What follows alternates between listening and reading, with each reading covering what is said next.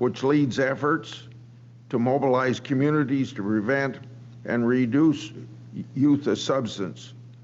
Of course, there are grants connected with that, and some of that grant money finds its way to Iowa to help local and area efforts. I also helped launch Face It Together, what I referred to as FIT, F-I-T. This was the nation's first statewide anti-drug effort offering citizen strategies to combat illicit drug use in their hometowns. And Peter Komendowski is here. He's carried on that effort for me. I'm not as integrally involved with it as I was during the late 90s through about 15 years after that. Likewise, treatment is critical.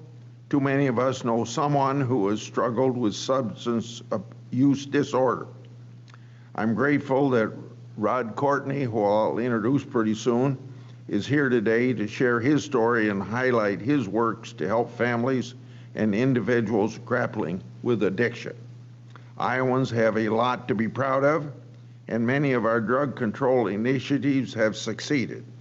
But we must be tireless in keeping drugs off of our streets, preventing drug abuse, and treating addiction nationwide, and as we're concerned as Iowans, of course, in Iowa as well.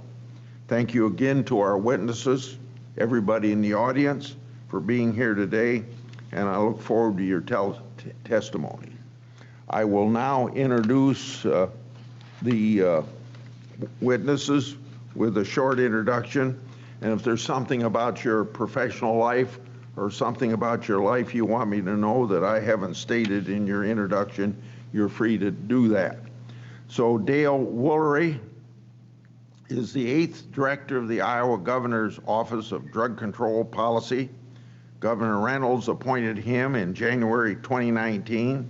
He works with public and private sector leaders at the local, state, and federal levels to strengthen Iowa's drug control efforts. Jeffrey Strom was appointed as the executive director of the Midwest High-Intensity Drug Trafficking Area that goes by the acronym HIDTA. He was appointed to that position January 2016. As executive director, Mr. Strom oversees the efforts of 72 counties across 7 Midwestern states in their efforts to reduce drug availability by stopping drug trafficking organizations operating in the Midwest. Jennifer Hoosman is project coordinator of the Area Substance Abuse Council.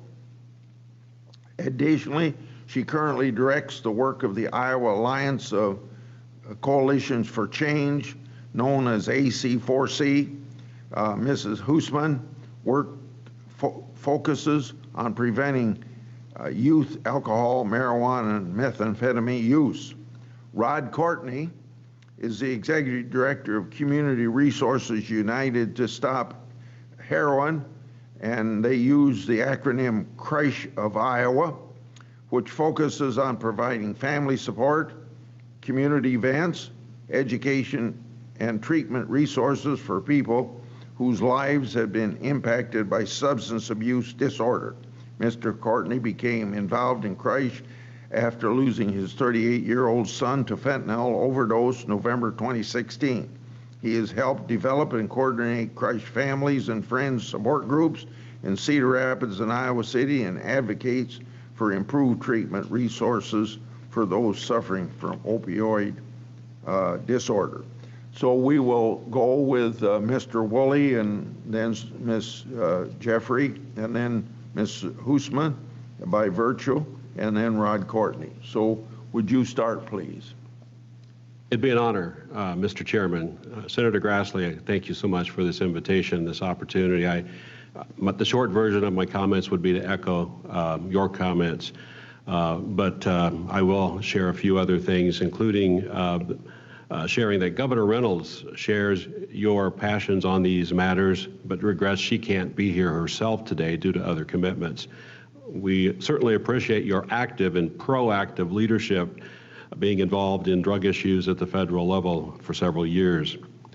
As director of the Governor's Office of Drug Control Policy, I'm fortunate to work alongside numerous dedicated professionals and community leaders throughout the state whose collective efforts improve the quality of life for Iowans and endure even in a pandemic. Today, I'm going to briefly outline some areas of drug-related challenge, achievement, and need as I view them in the state of Iowa. Let me share some statistics because I'm kind of a facts person. Iowa ranks relatively low in most forms of current illicit drug use and 6th lowest in total current illicit drug use. However, Iowans smoke, binge drink, and use methamphetamine at rates above the national average. And polydrug use is something that's rising and we hear more about every day. Iowa ranks 11th lowest in the number of drug overdose deaths, but we saw a nearly 20% increase to 419 lives lost last year, led by opioids and stimulants. Alcohol-related deaths rose 27% last year, exceeding the drug overdose deaths to claim a record 760 Iowa lives. The volume and purity of meth smuggled into Iowa and the number of Iowans seeking treatment for meth use disorder are near all-time highs, even as meth labs have tumbled to their lowest level in over 20 years. Over the last 5 years, Iowa's crime lab reports a 12-fold increase in fentanyl seizure cases and a 625-fold increase in the total weight of analyzed substances that contain some amount of fentanyl. In addition, counterfeit pills laced with fentanyl have been seized in every month so far this year. Through the first half of 2021, fentanyl was implicated in 87% of Iowa's opioid overdose deaths. And substance use rates among teens have declined or remained relatively low for several years for all but e-cigarettes and vaping. Alcohol, nicotine, and marijuana are the substances most used by our youth. Amid the mix of the progress and challenge demonstrated by some of those statistics is what I call the 4 Ps of change: products, potencies, policies, and pace. I'll briefly touch on each. An increasing number of gray area products, and you referred to these, and combinations are being marketed and consumed before we know much about them. Recent examples include Kratom, synthetic cannabinoids, synthetic cathinones, and synthetic opioids. A lot of synthetics, but some organics as well.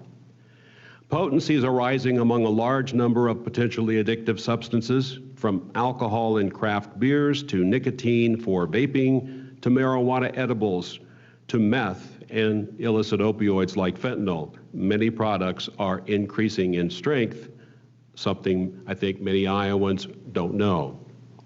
Drug policy is another area of change. It's also an area where research and evaluation seem to be in short supply for informing decisions on how best to meet underserved needs, answer health and safety questions, ensure fairness for all, and avoid unintended consequences. A common theme when discussing the evolution of drugs is the quickening speed with which change happens. And as you alluded to it, the inability to keep pace in many ways in traditional terms. The challenges we face, for instance, to respond in a timely fashion are getting bigger. Senator, I applaud the congressional proposals you've put forward to address some of these issues, including promoting research and keeping pace with the moving targets such as synthetic drugs. Alongside challenges, you'll find a lot of progress across our state. The list of difference makers is long, and while time today doesn't permit me to list those, they span evidence-based and innovative approaches in the drug prevention, intervention, treatment, recovery, and enforcement arenas. Iowa's collective response is driven by a state drug control strategy. Updated annually, this comprehensive blueprint for action identifies emerging needs and priorities and promotes coordination of effort. In closing, allow me to briefly share what I see as 5 areas of need. We need help to slow the flow of large amounts of illicit drugs originating in foreign lands before they are shipped, driven, or otherwise smuggled into Iowa and its communities. State and community responses are essential, and they work, but their potential won't be realized until we reduce international drug supplies that fuel addiction and overdose here at home. Number two, treatment, including expanded medication-assisted treatment for opioid addiction, and hopefully someday for methamphetamine and other substances. Along with enforcement, they are a must, but so too is prevention. Preventing youth alcohol, tobacco, and marijuana use today can also serve to prevent meth, opioid, and other drug use, and potentially deadly overdoses tomorrow. Number three, increasing polydrug use underscores the importance of a holistic and flexible approach. The move federally to expand opioid funding streams to also apply to stimulants is a positive one, and I hope there is more to come. The Burn Justice Assistance Grant is another example of flexibility. Number four, to fill a void with timely public awareness and monitoring of newer unregulated substances of interest with an early indication of abuse potential, perhaps a precautionary yellow flag alert mechanism would be helpful. And number five, research must be elevated, expedited, and made more robust to develop thoughtful solutions, answer important questions, and inform timely policy decisions. Mr. Chairman, I sincerely appreciate this opportunity. I try to stay within my time limit. There's a lot more I would like to share with you, and certainly would offline if that's appropriate. We appreciate your steadfast leadership on these issues, and we're prepared to help any way we can, and I'll be happy to answer questions. Thank you. Thank you, Director Woolery. I should have said at the beginning, if there are longer remarks that you want put in the record, they will be automatically received. Usually that happens at most committee meetings. People have long statements they want to make, and testimony in most committees is limited to 5 minutes. Now we go to Director Strom. Chairman Grassley and distinguished guests, I am honored to appear before you today to offer testimony concerning the critical problem of drug trafficking and abuse across Iowa and the nation, as well as efforts made to address the problem. I'm the director of the Midwest HIDA, or High Intensity Drug Trafficking Area Program, which is designed under the Office of National Drug Control Policy and funded by Congress. The goal of the Midwest HIDA is to enhance and facilitate the coordination of drug control efforts among local, state, and federal law enforcement agencies across 6 states, including Iowa, in order to reduce drug trafficking and its harmful consequences in the region. Specifically here in Iowa, the Midwest HIDA supports 9 multi-agency counter-drug programs, initiatives, designed to reduce drug availability, enhance law enforcement capacities, and synergize with treatment and prevention efforts throughout the state. In all, the HIDA program provides over $2.7 million in supplemental funding to our local, state, and federal partners working hard to protect Americans across Iowa and the region against predatory drug traffickers and the horrific human destruction and social decay that they spawn. Nationally, according to the CDC, and I'm sorry to correct you, Senator, but the CDC just put out the latest 12-month overdose figures last night. That number has climbed to over 99,000 in our nation, tragically. Those 100,000 American overdoses in the last month period, ending March of 2021. Most, but not all of them, caused by opioids. That amounts to nearly 270 Americans dying on average every single day. Moreover, the country's homicide rate has continued to rise again in recent years, spiking an astounding 30% just in 2020. Many of those murders are fueled by drug use and distribution. In these and other negative intensifications, Iowa has not been immune. Yet as tragic as each and every drug-induced fatality is to the families of these victims, they are not the only measure of the depth of the problem. For the nexus between illegal drugs and crime is incontrovertible. Nearly 2/3 of Iowa's and the nation's overall property and violent crime is attributable to drug use and trafficking. In fact, the Midwest HIDTA has found that more than 40% of the region's homicides are traceable to drug use and/or trafficking. Drug dealing is not a non-violent crime. It is inherently violent. In fact, at nearly 100,000 deaths every year, former drug czar John Walters has rightfully described it as the most murderous criminal activity in the history of America. The good news, however, is that law enforcement relationships and coordination, along with public safety and public health partnerships throughout Iowa, are second to none. The multi-agency law enforcement response across the state is highly effective and demonstrably serves to make the citizens of Iowa and the region safer. But they are overwhelmed as drugs continue to pour into this country across our southern border at the hands of ruthless Mexican drug cartels, whose members are single-minded, zealous, highly ethnocentric, and shockingly violent. The various Mexican cartels have set up command and control cells throughout Iowa and the nation. They have sent their emissaries and salespeople here solely to sell drugs to Americans. Not just heroin and fentanyl, but methamphetamine, cocaine, and marijuana. They not only enslave and kill our fellow citizens, but undermine the rule of law by engaging in money laundering and other criminal acts. They foment gang activity and engage in violent and terroristic acts in order to profit off the backs of addiction. In 2020, Midwest HIDTA drug task forces in Iowa identified 139 separate drug trafficking organizations operating in the state.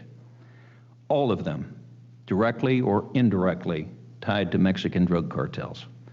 Through their incalculable dedication and efforts, local, state, and federal law enforcement disrupted or dismantled 34 of those predatory groups that clearly resulted in reduced drug availability and greater public safety. This year, Iowa drug task forces supported by HIDTA have seized record amounts of illicit fentanyl and methamphetamine, among other illicit drugs. In fact, meth seizures have more than quadrupled just in 1 year. Clearly, methamphetamine continues to represent the greatest drug threat to citizens of Iowa in terms of individual harm and related crime. History has shown that every drug epidemic is driven by two pivotal factors: availability and acceptability. We don't necessarily have an opioid problem in our country, but rather a drug problem.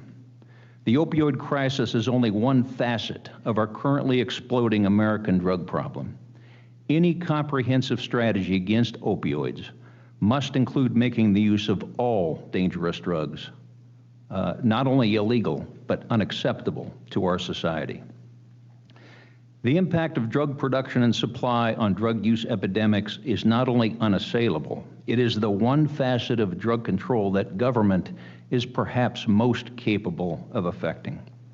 For this reason alone, we must do more to block both the flow of drugs and their cartel-sponsored distributors at the southern border. The lives of every Iowan and American depend upon that elemental prerequisite. Thank you again for allowing me the honor and opportunity to testify, and I look forward to any of your questions. Director Strom. Now we have, by virtue, Jennifer Hoosman. Go ahead, Jennifer. Okay. Senator Grassley, thank you for inviting me to testify today on behalf of the Iowa Alliance of Coalitions for Change.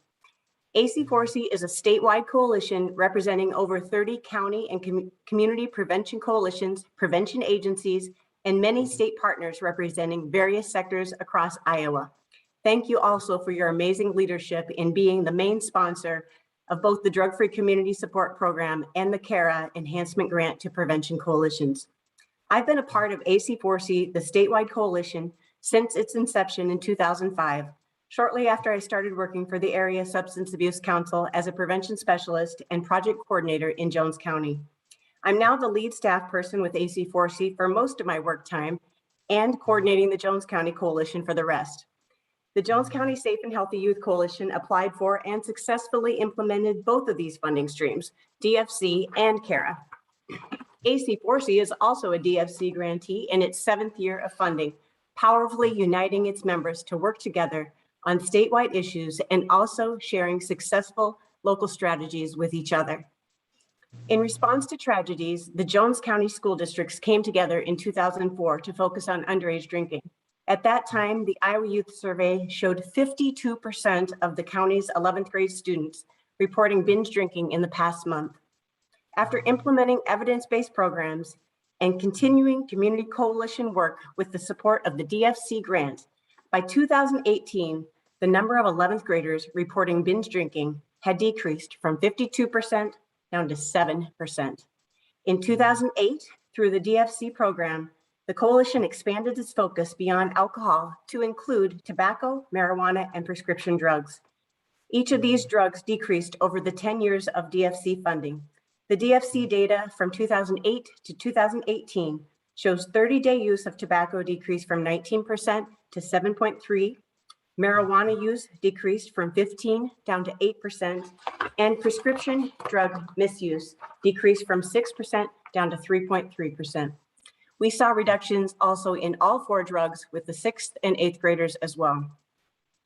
The DFC program has been instrumental in helping Iowa communities address substance use issues. DFC coalitions must have significant community-wide involvement to reduce youth substance use through 12 required sectors. We have schools, law enforcement, youth, parents, business, media, youth-serving organizations, healthcare providers, faith and civic organizations, and others, all working together. The Jones County Coalition, AC4C, and the other DFC coalitions that are a part of AC4C are able to address multi-substance use issues, including methamphetamine, prescription drug misuse, vaping, marijuana, and underage drinking, because we work to have everyone at the table to assess and plan what is needed to get results. Once a community has the infrastructure in place and begins training its members, it can deal with any substance use issue facing its youth. DFC coalitions are situated ideally to address the various trends that emerge. Each of the coalitions chooses which substances they need to work on the most, based on the needs from the local data they collect. The DFC program offers maximum flexibility, enabling coalitions to develop solutions that fit their community's needs and address the unique conditions causing the problems to occur. The DFC coalitions must have community-wide baseline data and commit to biannual reports throughout the entire grant period for planning, implementation, and continuous evaluation. This ensures we are on top of what is happening in our community. We can prove the success of our efforts with population-level outcomes. Prevention coalitions are the answer to stopping the pipeline to addiction, because they involve everyone in both defining the problems and implementing locally tailored strategies, engaging everyone who has an impact on youth. We work on supply and demand with law enforcement as an equal partner at the table. Jones County is not alone with their successful data. I would like to highlight 2 other Iowa coalitions who have also seen incredible decreases with these same 4 drugs used by youth. Benton County, Above the Influence Coalition, who is just ending their 10-year cycle of DFC funding, saw middle school and high school past 30-day use of alcohol, marijuana, tobacco, and prescription drug misuse decrease significantly. The Comanche DeWitt Coalition in Clinton County, which is beginning their 7th year of funding, has had amazing reductions in these substances between 2015 and 2019 for both middle and high school students as well. I have described their tremendous outcome data in my written testimony, along with, which I submitted earlier, along with examples of the 7 strategies of community change we are all trained in and use for effective activity implementation. The DFC program is the best example I have seen in my professional career of how a very small investment of federal funds can mobilize a great deal of concerted, coordinated, and effective efforts at the community level, where everyone coming together to solve a local problem can achieve amazing results, in this case, reducing population levels of youth drug use. Thank you for the opportunity to provide my testimony today, and I'm happy to answer any questions you may have. Thank you, Mrs. Hoosman. Before I call on Mr. Courtney, I have a few items that I want to enter into the record. First, the Midwest HIDA report entitled An Examination of Relationship Between Drug and Crime in the Midwest. Also a statement from James Carroll, who served as director of the Office of National Drug Control Policy from 2018 to 2021. A flyer from Mrs. Hoosman on Kratom and its marketing and distribution in Blackhawk and Bremer County area, and the 2021 Iowa Drug Control Strategy and Drug Use Profile from the Governor's Office on Drug Control Policy. Now to Mr. Courtney. Well, good morning, Co-Chair Grassley. It's definitely an honor to be here and be part of this hearing this morning, and I want to thank you for allowing me to be part of it. As you know, my wife and I lost our son Chad to a fentanyl overdose on November 1st of 2016. In March of 2017, my wife and I, along with the support of Eastern Iowa Heron Initiative in the Midwestern High-Intensity Drug Trafficking Areas, or HIDA, were able to begin a nonprofit organization called Community Resources United to Stop Heroin, or CRUSH. There were 72,000 overdoses nationally that year. This small grassroots organization went to work raising awareness around the dangers of heroin and other opioids. We told of Chad's journey as we ran the gauntlet of treatment centers and mental health professionals for 24 years of our lives. We provide support in a non-judgmental way with our family and friends support group. This simple yet powerful process of bringing community together has proven to be effective, not only for support, but as a point of contact for resources. Starting CRUSH went like this. We let people who are in recovery, wanted to be in recovery, or maybe just contemplating recovery, know what we were doing. While doing this, our treatment centers, hospitals, community mental health providers, housing specialists, education, and prevention specialists, and so on, were made aware. We found a location, we sat in a circle, and we spoke from our heart. I know this sounds simple, maybe too simple, but it works. What we had done is something that was done hundreds of years ago. When there's a problem in the community, who better deal with the problem than the community? I dubbed a phrase. I call it collective wisdom. Everyone in the circle brings something. Everyone has something to offer. We all have one job, and that's to lift each other up. I see other benefits that come from this approach. Agencies that attend provide the invaluable service of answering questions for the communities they serve. They answer questions about what services they offer, how to access them, and sometimes this includes how to speed up the evaluation process and our referral process, or just stay safe until you can get the needed treatment. Parents and loved ones can ask questions of those in recovery, what helped them get to treatment, and what to expect after treatment. Parents support each other during and after the meetings. If you want to know the latest trends, ask the people that are living it. They always know. All of this is done in an environment where one does not have to deal with the stigma of substance use disorder, an arena where everyone is on a level playing field and where those that provide the services in our community come to understand that they can learn from those that seek these services, a place where we're all experts in the field of substance abuse and brain disorders. In a few days from this hearing, it will be 5 years since my son's death. The year he died, there were 72,000 deaths in this country.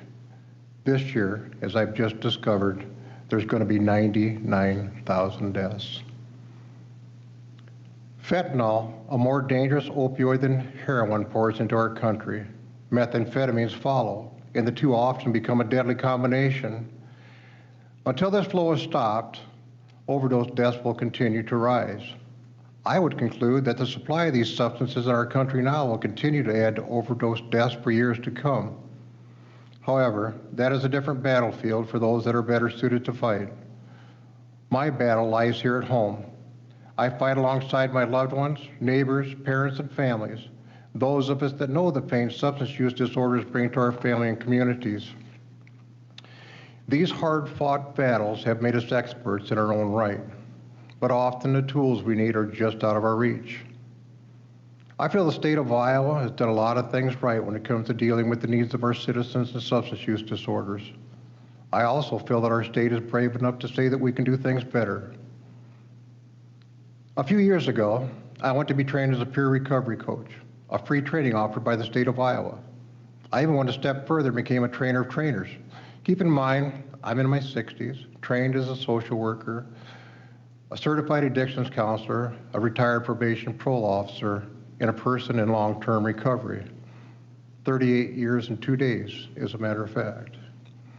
And someone that had loved someone that had struggled for 24 years with a substance use disorder. I came home, I was excited. I was excited to start my plans for Recovery Community Center. Knowing that there was a request for proposal, I got home and ready to find out that I needed matching funds. I was disheartened. I can't remember the exact number, but let's just say $50,000. This, of course, was not feasible. These types of proposals put the grassroots organizations out of the running quickly. One thing that I would ask today is that consideration be made to a funding stream that's designed for grassroots organizations. Let us train for, be supported, and ultimately be the support in our communities, and then become those lifelines for those that are still suffering for substance use disorders. Senator Grassley, I thank you for this opportunity and would welcome any further conversation. Thank you. And thank you very much, Mr. Courtney, for carrying on after a sad situation that you had in your family. When I direct my questions to two people, or one person, or all of you, if I don't call on you, or I mean if you aren't part of my question, but you got something to contribute, feel free to jump in and get your point of view in.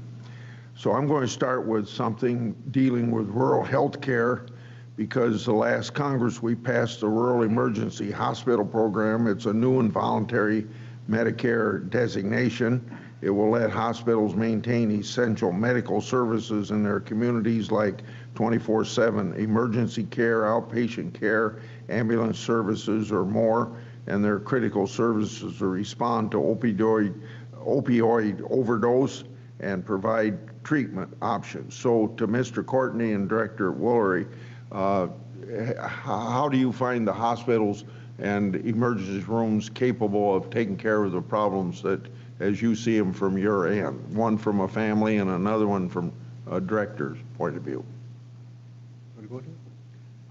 I'll attempt to start in answering that question, Senator. First of all, a lot of what I hear is that hospitals are not necessarily equipped or the best place for a lot of individuals who need that type of care in the short term, but sometimes hospitals and jails, frankly, get looked at as a destination for individuals who actually will receive better care, and the communities will actually be better off if they're somewhere else. So one kind of in-between stop that's been developed here in Iowa, and it's a work in progress because it's fairly new. These are regional access centers, which would take individuals law enforcement may identify as having an addiction or a behavioral health issue. It could be mental health, substance use disorder, and make a determination where's the best place for that individual. Do they need primary medical care at a hospital emergency room, or do they need substance use disorder treatment or co-occurring treatment for mental health disorder as well? And where is that in the community? So kind of a clearinghouse of individuals so that law enforcement can make a warm handoff. The access center then makes the determination where's the best place. And in some cases, the hospital is a necessary stop. But in other cases, it may be in the mix when it doesn't need to be in the mix. And so I don't know how that program is working exactly because I'm not abundantly familiar with it, but I can tell you that hospitals are doing their level best to care, and certainly when there's an overdose, they will treat individuals, for that acute situation. A lot of individuals decline to be transported to hospitals, and so not everybody who overdoses and survives gets to the emergency room. That's another issue, but I think hospitals are doing what they can. I just kind of like sheriff's deputies at a jail, I don't know they're always the best equipped to deal with the need at hand. Mr. Cord, anything you want to add or separately? Yes, sir. Thank you. I guess I'll preface this a little bit by pointing out that what I want to share with you took place before these access centers were in place. So keeping that in mind, the other thing, I am aware about what the access centers are doing, and I think the work is wonderful. On the other hand, going back, a few years when our son was still with us and still battling his substance use disorder, the question brings to mind an instance, and it's something that we speak about. He battled his substance use disorder. It wasn't something that he wanted to be part of his life, and he had periods of time that he did not use substances, and things were going fairly well. At one point in time during his usage, he had decided he wanted to stop. So he went to a hospital, and it was a rather quick turnaround. Again, to maybe reiterate what Mr. Woolery is saying in a sense that, they gave him some medications, and they called him a cab for the local treatment center. He was looking for probably a more comfortable detox from the opioids that he was using. On the way to the treatment center, he asked the cab driver to stop. He got out, he ingested all the medications. And no, the purpose of that, intentional or not, we'll never know. This, of course, wound him back up in the emergency room for about a 5-day stay in intensive care because of this overdose. When you live with someone with a substance use disorder, you have very small windows of opportunity to get your loved one into treatment. The way that things work out now with the HIPAA laws and just the communication, we weren't even aware our son was in intensive care. And when he was able to talk, he called his mother, and they went to the hospital. Now we're down to just a couple of days before his discharge to try to find treatment, and it's a desperate move to find treatment. He's still ready, he's still willing. There weren't any beds available. Sending someone with an opioid use disorder back out on the street, and the results are obvious. They're going to use because they don't want to be sick. So being aware that there's a way to slow the process down as we look for a bed space, I suggested that they contact a psychiatrist and see if he be evaluated because of his ingestion of whatever medication that it was. Begrudgingly, the psychiatrist showed up, asked, "Where's the junkie?" and went into the room. My wife and daughter were there, not pleased with what they were hearing and still advocating strongly to get him into treatment. A kind nurse, one of those angels that are put in your path along the way, found 24 more hours that he could stay, and so they did. I tried to approach it from the mental health perspective, and the referral was finally made to a treatment center, and my son was driven there the next day. They got to treatment, said, "What is he doing here? This is a mental health concern. This is not a substance use concern." So anyhow, I'm probably going to take too long here, but what happened was he did stay for treatment. They offered him nothing for the withdrawal, and he completed treatment, and that was give him a few weeks before his fatal overdose. So the stigma that surrounds this is huge, within our hospitals and the way that people are oftentimes treated. The doctor, the psychiatrist at the hospital had to make a point that the family's on their way and they're combative. Senator Grassley, I would say that if we're going to fight for our children's lives, we have to become combative, to be heard. And it's a sad state of affairs where this has to happen. And again, granted, this was several years ago, but this is just one of many experiences along the way that we as a family have gone through. So I apologize for the lengthy story in that, but it's the only way that I know to describe, a situation like this. So thank you for the question. It's an excellent question. I hope that was a good answer. The next one is to Director Strom and Mrs. Hoosman. It comes from my participation in annually writing to congressional appropriators to fund the HIDA program and the Drug-Free Community program, besides my sponsorship of the Drug-Free Communities Act of 1997. Some of you touched on these issues in your opening remarks, so you don't need to repeat that, but can you explain how your organizations have used grant money to meet HIDA's goal or Drug-Free Communities goal? So the last one is for Mrs. Hoosman. The first one's for Director Strom. You want to start out, Director Strom? Thank you, Senator. Let me preface my remarks by thanking you for your steadfast support to not just law enforcement, but to the drug issue in this country and its complexities. As you stated, this is a very important three-legged stool. All three components, enforcement, prevention, treatment, are absolutely necessary.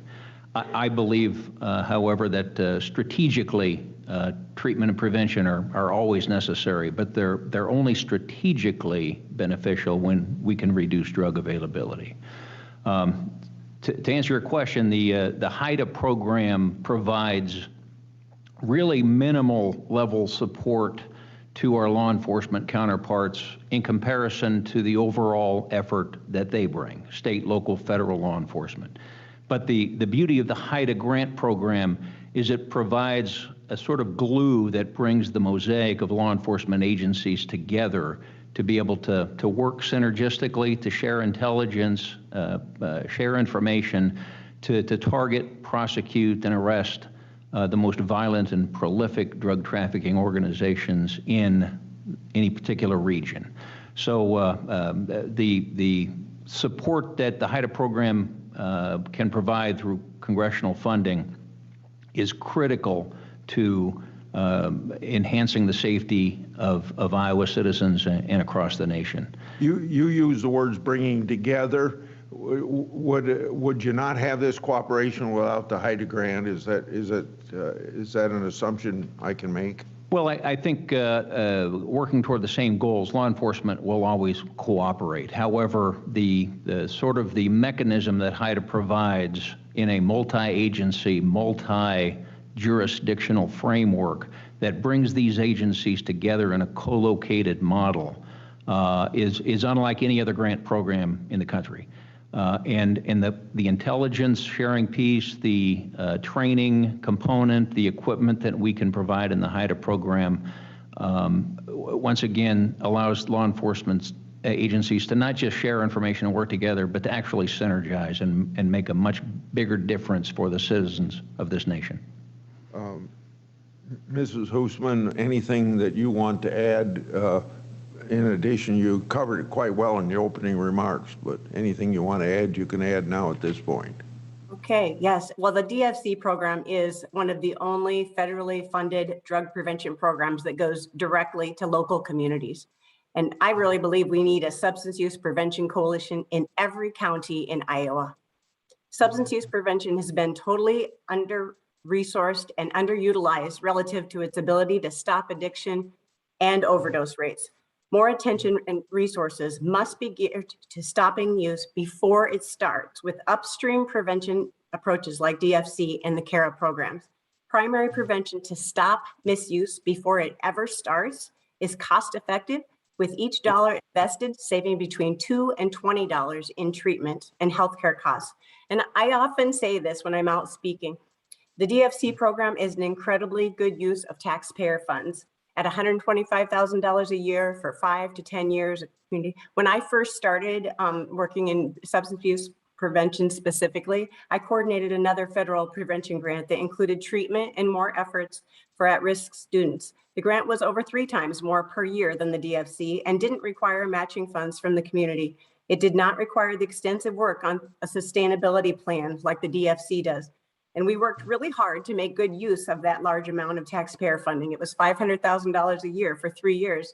And we did make some great changes in our community, but the funding ended quickly. The programs for the at-risk students disappeared immediately. And even the universal programs in the schools disappeared over time as the teachers we trained moved on. And schools need policies and funding to keep those teachers trained too. I think the DFC approach includes making sustainable changes in the community through policies that are effective and long-lasting, as well as working on building the capacity of volunteers in the coalition to continue the work. The DFC also stresses increasing the financial community support to sustain the coalition data-driven process for years to come. It is still very difficult to sustain the coalition process in a small rural community without some outside support from state or federal government. There should be a regular source of funding for every county for primary evidence-based prevention in schools and in the community to support parents and schools working to keep youth safe and healthy using that coalition science-based process. Thank you. We've had a 16% increase in drug overdose deaths in Iowa, 30% increase nationwide. Centers for Disease Control blame primarily fentanyl and COVID-19. The pandemic obviously increased isolation, lack of access to treatment, and use of substances.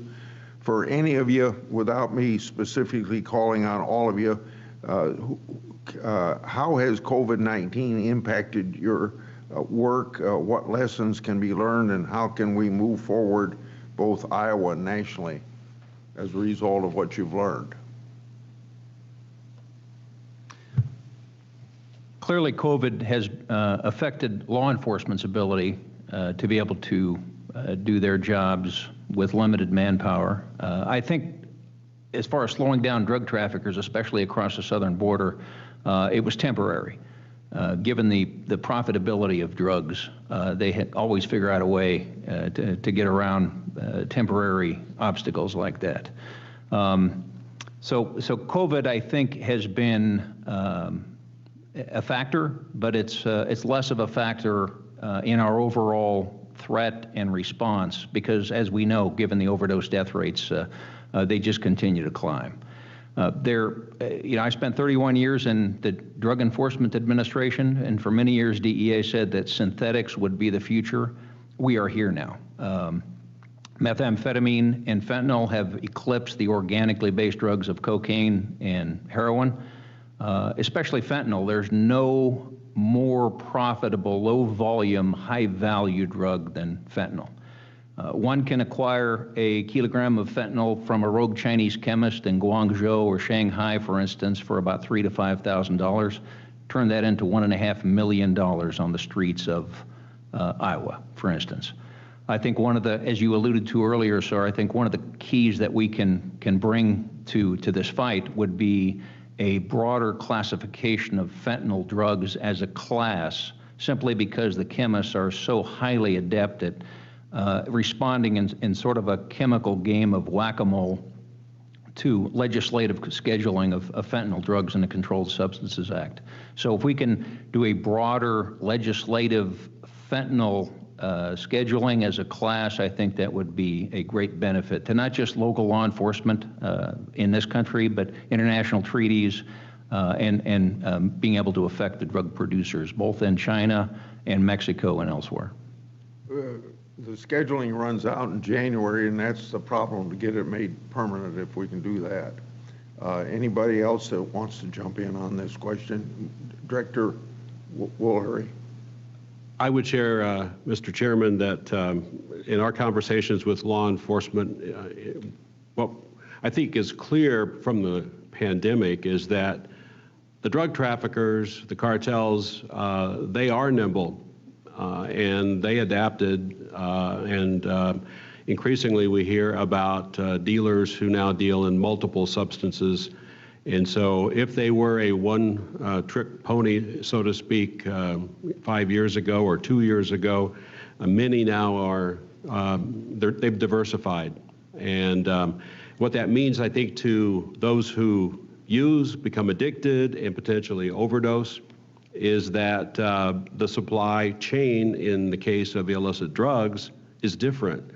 And I think we learned that as use changes, and certainly the isolation and all the other stressors that come with the pandemic, what I see in studies nationwide, it's true here too, I believe, it's contributed to an increase in not only substance misuse, but tragically the overdoses and the overdose deaths, at least in my opinion. But again, you have multiple substances that are being trafficked, most of it coming from outside this country and getting into our communities, and what people are actually buying or using may not be what it was, may not be what they think. And what was dangerous to start with now has just gotten more dangerous. So we are talking about substances that are even more lethal with users who may not be aware of the content. And increasingly, we hear from all sorts of sources, including the crime lab here in Iowa, that they are finding combinations, mixtures, cocktails, whether that's intentional or unintentional, not clear in every case. But again, back to the whole polydrug use, you have polysubstances and you have polysubstance dealers. Anybody else want to chime in on this? I'd just add something just quickly, and maybe it's already been said, but it's, when a question like this, my response is people who use drugs and people who sell drugs love isolation. And COVID provided a lot of that as far as staying at home and doing things like that. As far as the overdoses are concerned, I mean, the other piece of that is that, people that overdose on any substance, their chances of survival are much less, obviously, if somebody's not there. So I think that in itself has fueled a lot of the overdose deaths. I think Mrs. Hoosman was trying to get in. Go ahead. You told me to jump in, so I am. But no, I wanted to just say one good thing was the past few months, we have been offering a hybrid option for meetings, and this has been helpful. So allowing some people to attend who might not have been able to make it in person due to time or suspected or light illness, adverse weather, or money available to drive to meetings and things to work together. But we are definitely, the data is showing more alcohol use in adults affecting children in families, and we are also hearing more college age use of marijuana. We're not sure yet on how youth substance use is looking this year. Last year, there were less parties with young people not getting together as much. This year could be completely different, and we will know soon as we get new data. We were not able to do in-person work for a whole year. Many of us were not able to do any work with the schools last year as they didn't have time for virtual presentations and were not allowing visitors in after the students were back in school. Most of us were not able to get any data from the schools last year either. And obviously with illness and quarantining, less people are able to make it to meetings at times, so coalitions have lost some momentum. We also have lost some momentum with our youth advocacy groups and kids involved in coalition work.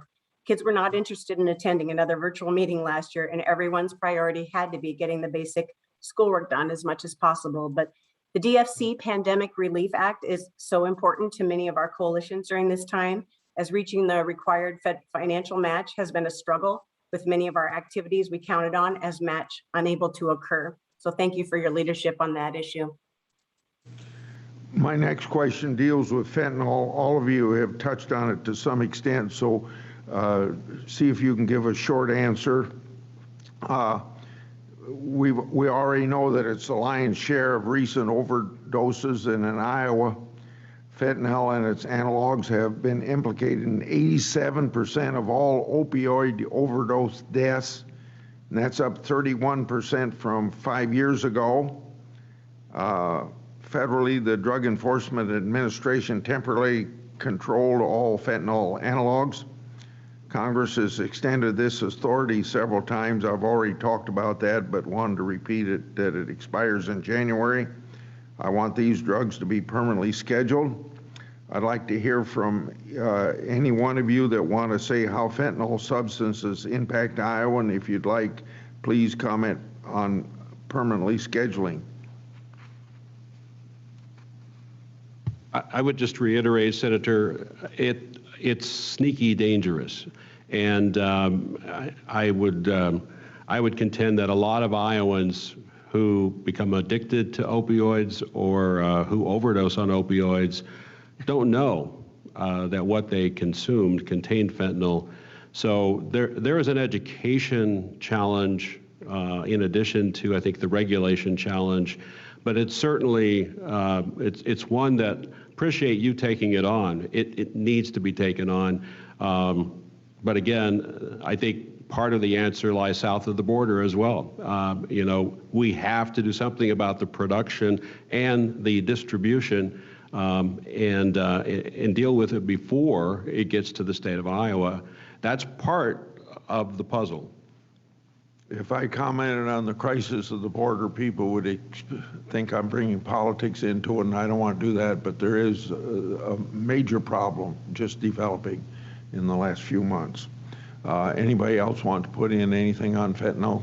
I'd like to also reiterate, and just to bring that particular point into the equation as well. Clearly, border forces or local law enforcement, they don't have the ability immediately to recognize what particular analog of a fentanyl drug might be. That's why it's clearly important, excuse me, to have a broader classification of emergency scheduling or permanent scheduling of fentanyl. I spent some time in my DEA career on a border, and clearly the border forces today are overwhelmed. The Mexican drug cartels are the threat. The trajectory of fentanyl shipments into this country from Mexico continue to grow geometrically year to year. So fentanyl is going to continue to be the growing problem as methamphetamine, cocaine, heroin, and marijuana also don't go away. So that would be a true necessary step in giving law enforcement and the citizens of this nation a necessary step in the right direction. I think to you too, Woolery and Strom, about synthetic drugs displacing traditional manufacturing and trafficking patterns instead of growing organically. Like cocaine and heroin, drug trafficking organizations create deadly substances in makeshift labs. Our laws aren't nimble enough to respond to it, so I've introduced a bill that would solve this issue. It would proactively schedule substances on a temporary basis while the lengthier bureaucratic scheduling process takes place. Director Woolery, do you agree that drug control laws should be more flexible? And what kinds of solutions could help achieve that? And for you, Director Strom, how does proactive scheduling of synthetic drugs assist law enforcement? Why don't you go ahead, Dale? For me, I think we need agility. You know, we have to be able to react faster. And you know, I think part of that is education, but part of it has to be the regulatory or legislative scheme as well. So I think what you're proposing, as I understand it, will certainly help get at that. And we need that. We have these gray area substances, as I call them, where we suspect they could be a problem. They could be harmful. They could hurt people. But they start in an unregulated state. And sometimes they build constituencies, sometimes they don't. Sometimes the only constituency are those who profit from them. But in the beginning, they come in, and if they're synthetic, you know, you can make those in a lot of places, and they can change frequently, as you indicated earlier. So we need a way to get our arms around that and say, at least conditionally, we've got a lot of questions about this. Let's put it under the spotlight, and we'll get back when we know more. But for the time being, proceed with caution. I really think we need something other than a legal or illegal type of approach. And I know that there are efforts to do that. I think that your proposal, again, as I understand it, would begin to do that, and I think it's necessary. How does it affect the proactive scheduling of assist law enforcement? I would add that law enforcement is not capable of determining, especially at the field test level in the field, particular types of analogs of any kind of drug. So clearly it gives law enforcement a fighting chance to do the right thing to remove drug availability across America. And clearly the chemical complexities today of some of these rogue drug producers, especially in Mexico, acquiring precursor chemicals such as ANP or ANPP used to make different fentanyl analogs. The chemistry for them is rather easy to come up with different types of molecular structures that are still psychoactive, but are not yet illegal under the Controlled Substances Act through congressional action. So the emergency or the adroit ability of our law to be able to schedule different analogs is a necessary tool that law enforcement would greatly appreciate. Senator, could I add one more thing, Senator? There's another benefit to scheduling or drawing a clear, bright line in the sand so that we know this substance is regulated in some way. I've talked to parents here in Iowa about the synthetic drugs who, when synthetic drugs come in and start in an unregulated state, they're not quite sure what to say to their children. When they're scheduled or made illegal or regulated in some way, that gives a message. It allows parents and other caregivers to talk about it with children. So if we don't know what to say about something because it's new or we don't know what to call it, it's not illegal, it's being sold. If it's sold, it's safe, right? Not always. And so it gives parents a tool to talk with children and to prevent substance use, in my opinion, in addition to giving law enforcement a tool to work on the other end. Director Strom, I want to go to meth. Vast majority of meth is produced in Mexico, smuggled across the southwestern border into Iowa. Iowa obviously doesn't border Mexico. It's a problem for all 50 states, not just along the border. How does it reach Iowa, and how successfully have we been in stopping it? Well, let me first say the good news is that we no longer fight meth labs to the degree we used to here in Iowa. That was clearly a national emergency. So we no longer have drug-endangered children, exposure to law enforcement, nor environmental degradation that was so common with meth labs.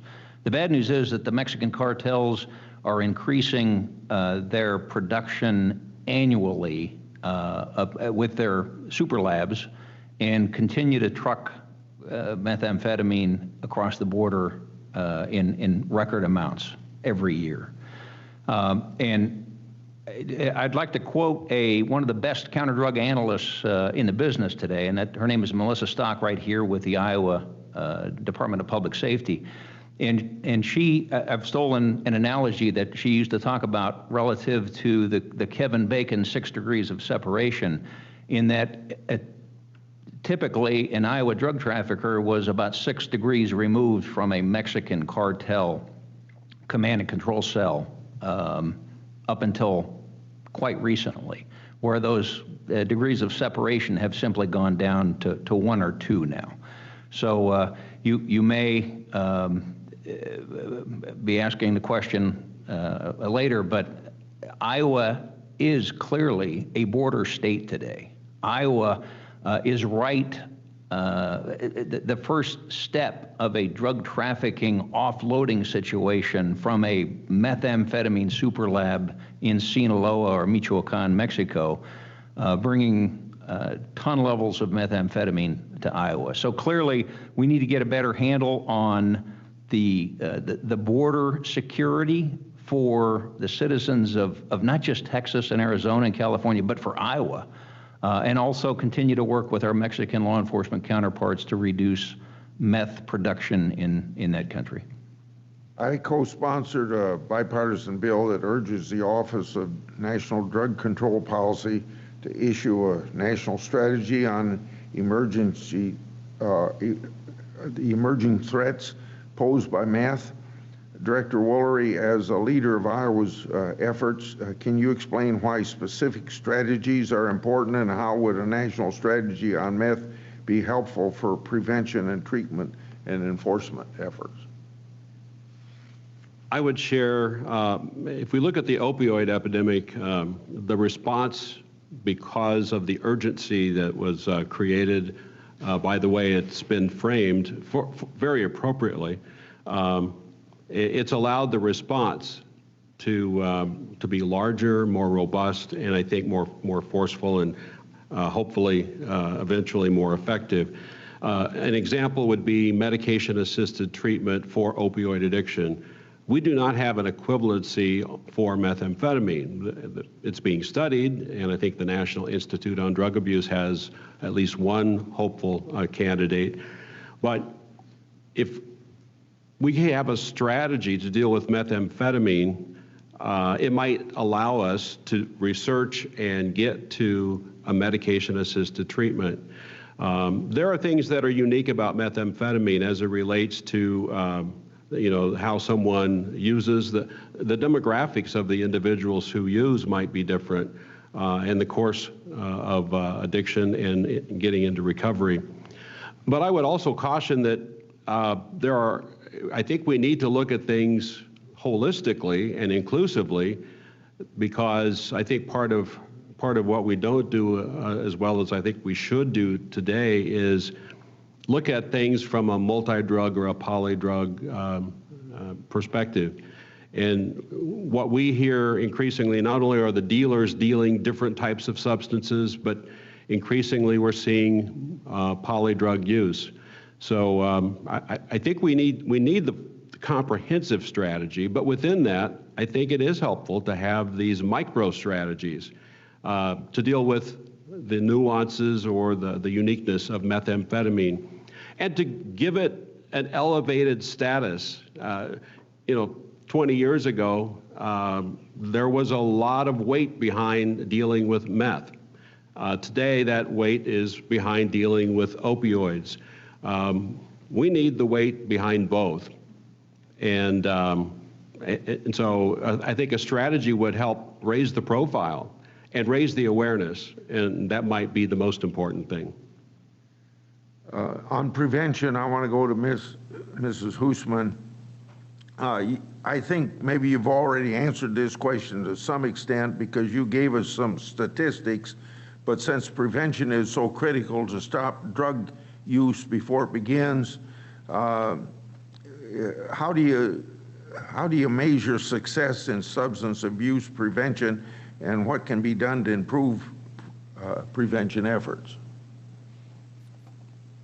We are, like I said before, we're constantly surveying kids and looking at that data, trying to get down to what, not only just the data on what's the use, the amount of youth consumption, but also what are some of the access points, or what's their perception of harm, and what is their perception of availability in their community. So we're looking at all those. What do kids say? But we're also looking at other data in the community, how many arrests there might be, and those types of things. So we try to put all that data together, and that's basically how we measure the difference. So, and what else did you ask about that? Well, do you have any suggestions for improving prevention efforts? Well, I feel like one of the things that Dale just said, I thought, Director Woolery, I should say, about when these substances that are new, and this isn't synthetic, but Kratom is one that I feel like we need to really move quickly.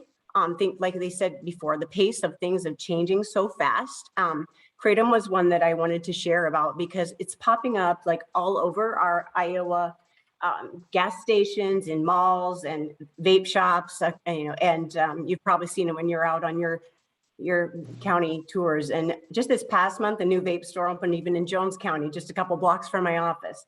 And last week I noticed the sign on their window, Kratom sold here. And I have a bunch of pictures of all this sign, all over. We've done environmental scans in a bunch of counties across Iowa. And the story is most shocking to me came from Jennifer Slater, ARNP, who works at the Star Center at the Blank Children's Hospital in Des Moines. At the Star Center, she assesses and treats children that are dealing with issues of abuse and neglect. She also cares for drug-endangered children, including babies that are exposed to illegal drugs through their mother's use during pregnancy, and children who've been environmentally exposed through their caregivers' use. Here's a paragraph Jennifer sent me about what they're seeing with Kratom. Quote, "We have seen some babies born at blank who were exposed to Kratom prenatally. Some have had neonatal abstinent symptoms similar to a baby who has been exposed to heroin and other opiates prenatally. This can lead to significant symptoms for the babies, possible admission to the NICU for closer monitoring, and possibly longer hospital stays. She also says I am hearing stories about more youth using Kratom as well," end of quote. At this point, Kratom is not regulated in Iowa. An 8-year-old could walk into a store and purchase Kratom legally. We must do better than this. There should be some regulation for youth at least, and also warning labels on products, especially for pregnant mothers. And finally, at one vape shop we stopped in at Southeast Iowa, a brochure was given to us as we were inquiring about the Kratom that was for sale. That brochure claimed that Kratom is perfect for fighting cancer. The website for the product had the same claims. This is dangerous to the public, and I've submitted a picture of that claim for the record. And there are emerging trends like Delta 8 and 10 and that have been addressed at the state level in Iowa with the passage of the law, including total THC.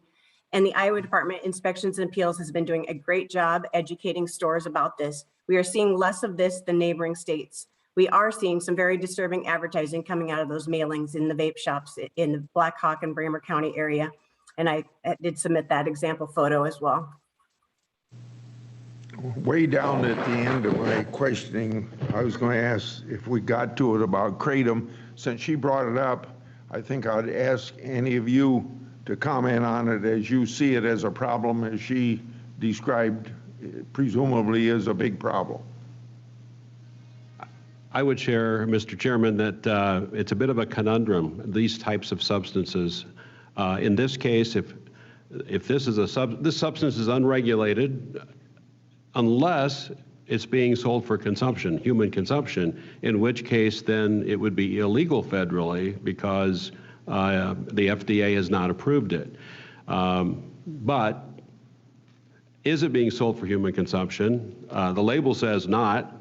It's just like the synthetic drug issue from years ago. But what someone may tell you or what you may do with it could be something different. And then there's the question of enforcement. Will anybody enforce that violation if it is a violation of FDA regulation? And then the state of Iowa has kind of the same issue. And then if the state of Iowa looks to regulate it, do we override what is already illegal federally if it's being used as a supplement or a food item or a medicine? And so we need to look at the coordination of state and federal regulations in this area, because there are regulations on the books federally, for instance, FDA type regulations that seemingly are unenforceable at the state level. And so we either need to do something about, in my opinion, the enforcement, or we need to change the regulation. All the while, you could have people at risk because, as you said at the beginning, legislation and regulation aren't keeping up with the changes in substances that are being sold. And we have to let people know at a minimum that for sale does not mean safe to use, because if that's the assumption you make, there's going to be a lot of stuff you may use that could hurt you. Could I add one thing that kind of goes back to your prevention question for Jennifer, and also goes to something Rod said? I think there's a real opportunity, and you asked about hospitals earlier, so it kind of ties in. I think there's a real opportunity to empower, to a greater degree, the medical community, meaning primary care, to be champions of prevention. To do more of that when they're seeing patients for their physical exam. They can help share information about substance abuse. They can also be great referrers. You know, Rod's experience aside, I'd like to think that's the exception, but it's probably not. But medical professionals need to know where are the doors for people to go and help people get to those doors so that there is no wrong door for someone who needs substance use disorder or mental health disorder treatment. And our medical professionals are highly valued, they're highly credible, and I know they have a lot to do. There's a lot on their plate. But this, I think, is something that is important enough. I think maybe we need to do a better job there. I think I'm going to ask a pretty general question about marijuana. I'm going to put it in my own words. Have we lost the war on marijuana? I'll attempt to answer that. I'd say no. Here in Iowa, again, everything being relative, we have a relatively low rate of current marijuana use by young Iowans, old Iowans. What we see in headlines would often lead one to believe that everybody's using marijuana, and that you know, we should just get out of the way. I think there may be some important and legitimate medical type uses for some components of the cannabis plant. And I think we have to let the science lead, in my opinion, and I think we need to take the science and make the most of it.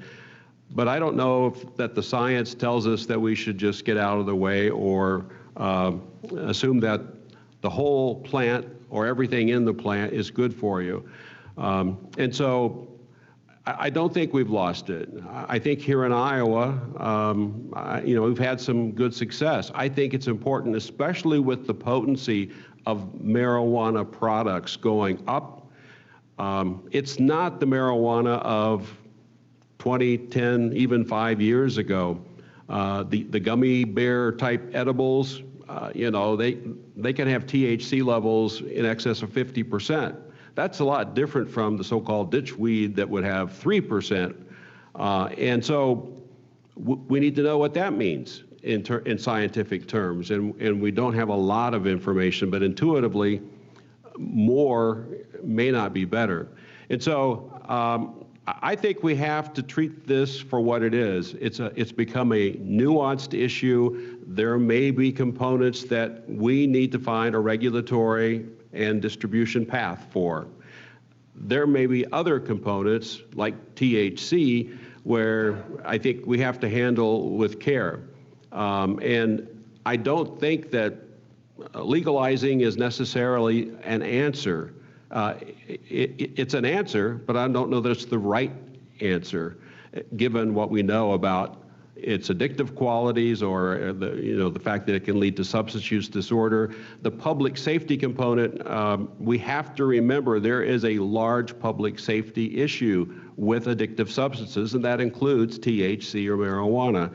And so on the highways, in the workplace, at home, we see a lot of people going to the hospital here in Iowa, and the numbers, as I've seen them, and I don't recall them offhand, they've gone up in recent years, of people who present at hospitals and needing treatment, and marijuana is in the mix. And so it does cause impairment. It's not a benign substance. It's becoming less benign all the time, if you will. Mrs. Hoosman, you got anything to add to that? Well, we definitely have seen that perception of harm, you know, definitely decrease in our Iowa youth, and as well as across the nation. And you know, youth have told us that, you know, if that, must be good for you when it's medicine, and, it's legal in other states, so it must not be that big of a deal. So, and what we know, and I think Jeff Strom talked about this as well, is that there's an equation that equals more consumption, and that is a decrease in perception of harm plus an increase in availability equals an increase in use. And so far, thankfully, even at the latest data we have not had a big increase in marijuana use for our youth in Iowa. But, we want to keep it that way. And so just, that's, and I definitely agree with Dale Woolery that the products with the THC, they're causing psychosis and serious mental illness for some youth. And using these products in adolescence, increases that chance for other drug use disorders. And studies show that it affects the child's academic success, reducing IQs, affecting motivation, affecting decision-making, and even more so with regular use of these strong products. So this might be my last question, and it's for Dr. Woolery. And it comes because of my interest at the federal level in criminal justice reform, getting a major piece of legislation passed, the first criminal justice reform in the last generation, along with Senator Durbin of Illinois. This question comes because I understand that Iowa's drug control strategy goals is, quote, to reduce the number of Iowans incarcerated for drug-related offenses and the disproportionate number of minorities referred to the justice system. So can you explain how Iowa is working to reduce drug-related offenses and incarceration, and do you have any suggestions for Congress in regard to this? Because we haven't completed our work yet. I'll offer what I can, because it's a complex issue, but right now I think our focus is largely on diverting from the criminal justice system to appropriate services. That's not going to be for everyone. Some people earn their way into the criminal justice system because they are a threat to others or to themselves. But then there are others who may be better served going to substance use disorder treatment, mental health disorder treatment, homeless shelter, or maybe a combination of services. And we need to do a better job, and we've got a lot to learn. We have a lot of room for improvement, but we need to do a better job of determining, as a colleague of mine says, who are we afraid of and who do we not like? And we don't necessarily need to treat them all the same. So if they are a threat to safety, that's one path. But a lot of other individuals who have just been put on that path because it's one of the few paths available, we need to look at alternatives to incarceration. That doesn't necessarily mean ignoring them or saying we're just going to legalize that and then we don't have to deal with it. But instead, it's looking for alternative placements. So it's that no wrong door approach. The access centers, as an example, to try and help get people connected with the services they need. In some cases, it's going to come with a lot of accountability. Drug court is a good example of diversion at the back end, where it's a diversion from prison. We now have jail-based diversion, which comes sooner, but you're still in the criminal justice system. We now have a pilot project, and we're seeing more communities interested in things like pre-arrest or pre-charge, law enforcement-assisted diversion to treatment, which means you don't go into the criminal justice system, but instead you take a detour. So a cop on the street may encounter someone, and let's say it's a recurring type of thing, and if it's public intox or in possession, if it's a first offense, depending on the criteria established by that community and that community's county attorney, along with others, that individual will be handed off to a caseworker who then will see that that individual gets to treatment, and then they follow them through. This is taking on the form of co-response in some other communities. again, these are alternatives to incarceration, alternatives to arrest in some cases, not as an instead of policing, but in addition to existing policing. So it's another tool in that toolbox. We are not looking to replace anything, but provide another option. And in that, one constant is that need for the ability to assess which path do we need to send this individual down. I think we can do a lot better. And certainly as it relates to the minority community, I think it may not mean fewer minority contacts with law enforcement, but it might mean a much better outcome for minorities, all Iowans, as it relates to help, versus the criminal justice system, if you are that lower risk offender who meets the criteria. So I think it's about having options, alternatives to incarceration and diversion. I think that's a better answer. And we're in the early stages of some of the pre-arrest diversion, and we're evaluating that to see how it goes. Mr. Chairman, might I just add one point to that, not to the demographics issue, but I think there's a great misperception out there among the population that our prisons are filled with drug users. That's not the case. According to the latest figures from the Bureau of Justice Assistance, our state prisons across the country only contain about 15% of their inmates that are there for drug crimes. Not drug possession, but drug trafficking. So it's an educational thing I think we need to push out there, that our prisons are filled with drug offenders. They're actually filled with violent criminals and serial thieves. Before we end, I didn't get all my questions asked, and we'll go through, reread what's been said here already by you. There may be some follow-up questions we'd ask you to answer in writing if you would.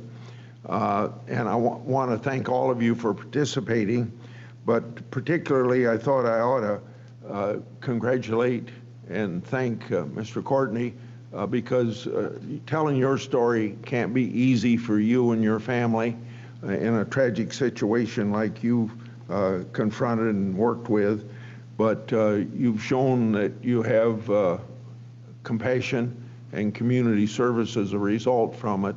So as tragic as it was, other people are benefiting from what you're doing, and I want to thank you for your work. All of your work is very, very important, and there's a lot of people that we could put on the panel here that can add even more, but I want to thank you all for what you do in the areas of prevention, law enforcement, education, and treatment. Thank you all very much, and the meeting's adjourned.